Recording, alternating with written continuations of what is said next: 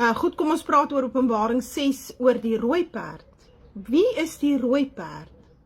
Die rooi perd is die koning van die suide, oftewel die BRICS-nasies, dis die rooi perd.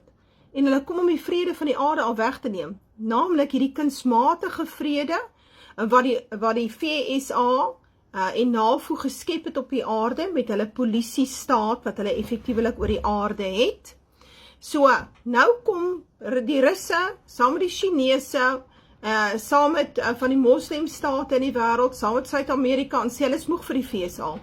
Moeg vir die VSA, hulle is moeg vir die Jode, wat die VSA in elk geval beheer, wat een oorlog op 'n ander oorlog maak, wat maatreëls teen lande instel, asof hulle die groot polisieman is van die wêreld, hulle is moeg daarvoor.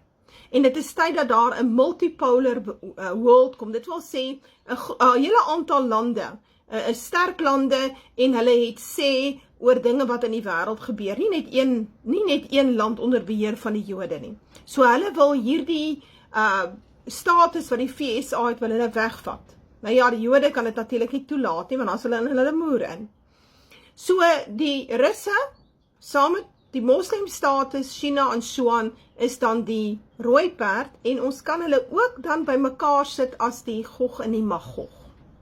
En uit hulle sal ons 10 state kry wat na vore kom, ons gaan dit baie binnekort sien, heel moontlik onder Turkye, en dan sal ons sien hoe hulle die Joodse staat heeltemal van die tafel afvee. Want wat doen die 10 nasies wat by mekaar kom, die 10 konings?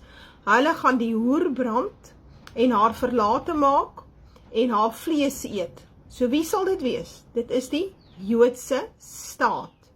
En dit gebeur in die 3de wêreldoorlog.